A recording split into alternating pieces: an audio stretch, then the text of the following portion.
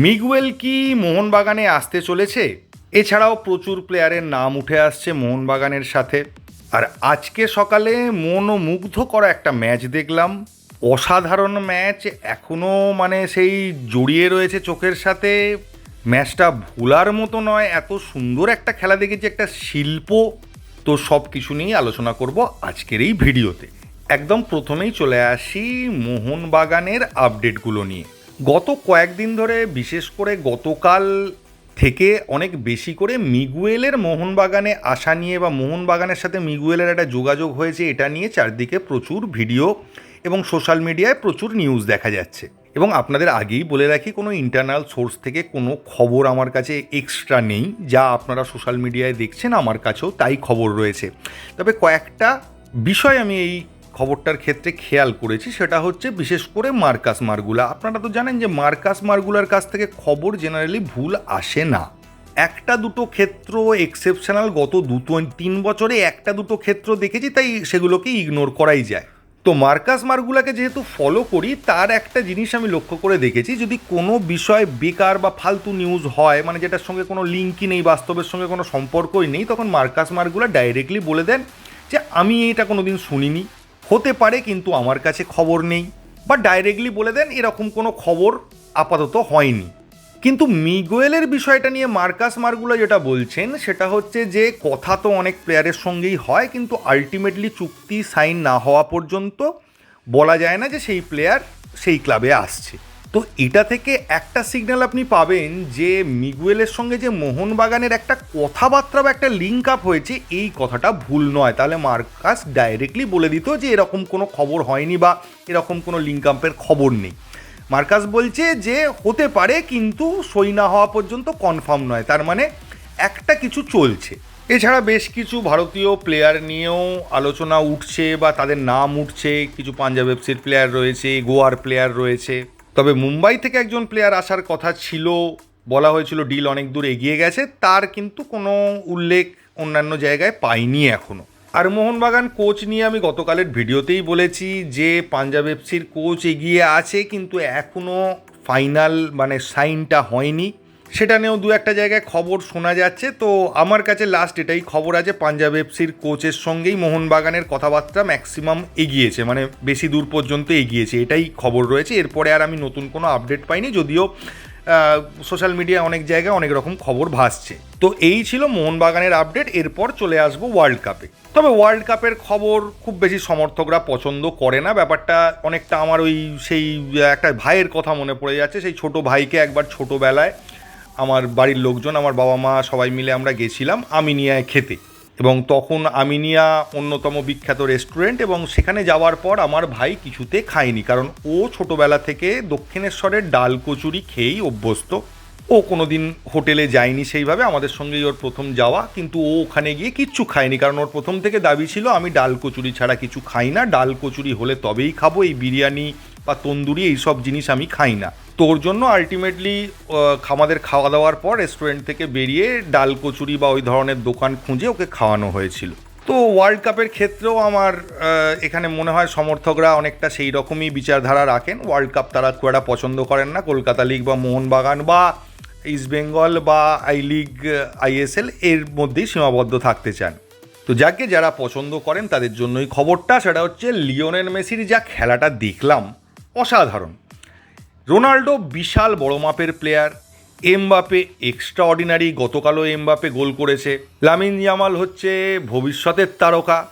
এরকম প্রচুর নাম আপনারা পাবেন, কিন্তু একটা নাম লিওনেল মেসি, সে সাধারণ ফুটবলার বা বড় মাপের ফুটবলারও নয়, সে হচ্ছে এক্সট্রা অর্ডিনারি। কেউ কেউ তো তাকে এলিয়েন বলে। এবং তার সবথেকে বড় কারণ হলো, আপনি যদি ছোট মোহনবাগানেই চলে আসেন, দেখবেন মোহনবাগানে এমন কিছু প্লেয়ার আছে যেমন থাপা, আপুইয়া বা জনি কাউকো একসময় ছিল, যারা দূর থেকে শটে সুন্দর গোল করতে পারে। গ্রেগ স্টুয়ার্টের মতো প্লেয়ার ছিল যারা ফ্রিকিক থেকেও সুন্দর গোল করতে পারে, ফ্রিকিককে একটা গোলে কনভার্ট করতে পারে।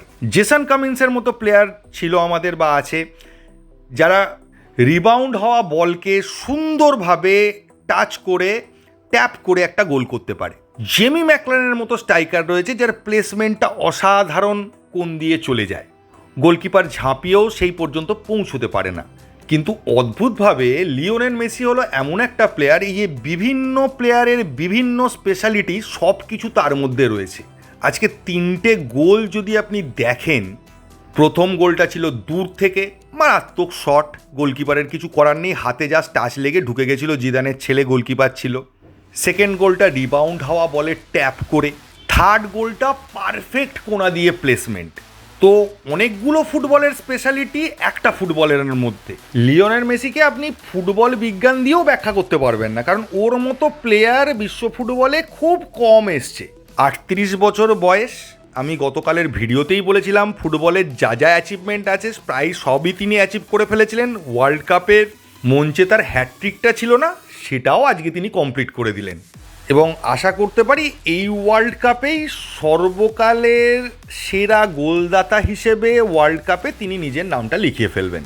তবে এই ওয়ার্ল্ড কাপটাই শেষ চান্স মেসি ম্যাজিক দেখার। আজকে একটা ম্যাজিক দেখেছি, আশা করি এর পরেও বেশ কিছু ম্যাজিক দেখতে পাবো।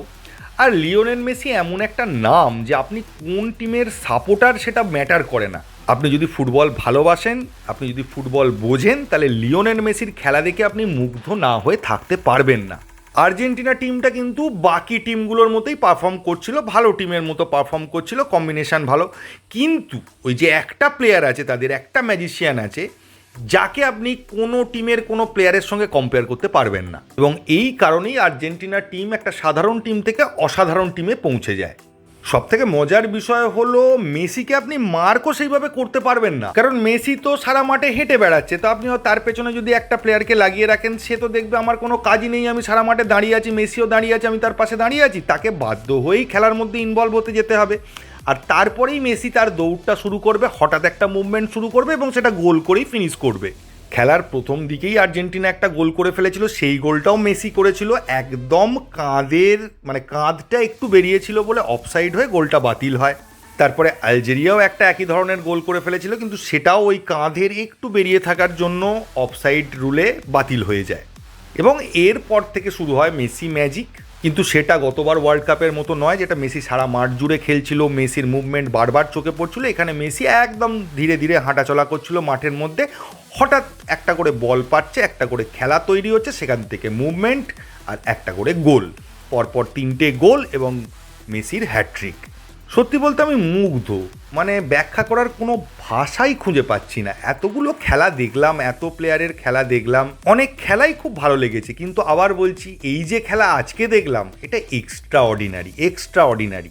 অনেকে বলতে পারেন যে আলজেরিয়া সেরকম ভালো টিম নয়, কিন্তু এটাও তো বুঝতে হবে সেরকম ভালো টিম যদি নাই হতো তাহলে কি আর ওয়ার্ল্ড কাপ খেলতো, ওয়ার্ল্ড কাপ কোয়ালিফাই করতে পারতো? তো একটা স্ট্যান্ডার্ড তো অবশ্যই আছে টিমটার। আর সব থেকে বড় কথা, টিমটা কিন্তু 3 গোল খাওয়ার মতো খেলেনি।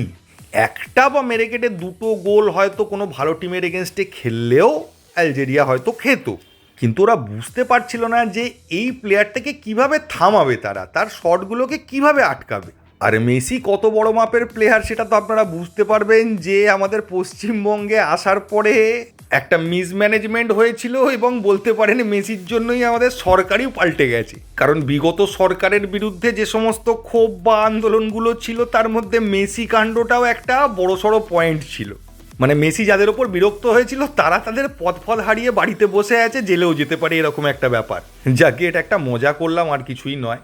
আর যারা খেলাটা দেখতে পারেননি বা দেখেননি, যে কোনো কারণেই হোক না কেন, তারা প্লিজ হাইলাইটসটা দেখবেন, সত্যিই আপনাদেরও মন মুগ্ধ হয়ে যাবে। এবং আমি এতটাই মুগ্ধ হয়ে আছি, আমি যদি বলতে থাকি তাহলে ভিডিও শেষ হবে না।